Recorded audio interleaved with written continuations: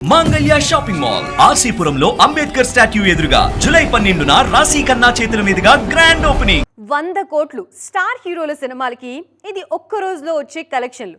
కానీ lady oriented సినిమాలకి life టైంలో కూడా సాధ్యం కాని కలెక్షన్లు. 100 ఏళ్ల తెలుగు సినిమా చరిత్రలో ఇప్పటి వరకు 100 కోట్ల గ్రాస్ దాటిన లేడీ ఓరియంటెడ్ సినిమాలే లేవంటే నమ్మడం సాధ్యమేనా? ఇన్నేళ్లకి ఆ అద్భుతం జరిగింది. బాక్స్ ఆఫీస్ కాస్త బంగారంలా మారిపోయింది.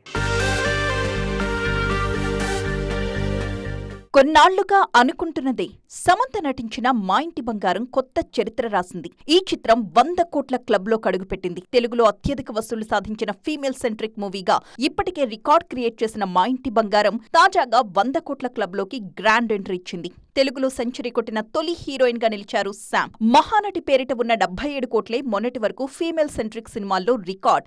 ఈ రికార్డ్ ని చాలా సునాయాసంగా తిరగరాశారు సమంత. పెద్ద బ్రేక్ తీసుకునొచ్చిన రికార్డ్ బ్రేకింగ్ హిట్ కొట్టారు శామ్. మా ఇంటి బంగారం ఇచ్చిన జోష్తో విమెన్ సెంట్రిక్ సినిమాలపై అంచనాలు పెరిగిపోతున్నాయి. ఈ క్రమంలోనే ఓ సుకుమారితో జూలై 17 ఐశ్వర్య రాజేష్. అలాగే సీనియర్ హీరోయిన్ కాజల్ నటిస్తున్న the India story cinema July 24న రాబోతోంది. వ్యవసాయంలో వాడే రసాయనాల వల్ల జరిగే అనర్థాల గురించి ఇందులో వివరంగా చూపించబోతున్నారు. గతేడాది గర్ల్ ఫ్రెండ్ సినిమాతో హిట్ కొట్టిన రష్మిక ఈ ఏడాది మైసాతో రానున్నారు. ఈ సినిమాపై కూడా అంచనాలు భారీగానే ఉన్నాయి. మొత్తానికి హీరోయిన్లంతా బలమైన కథలతో వస్తూ ఉండడం ఆసక్తి పెంచే విషయమే.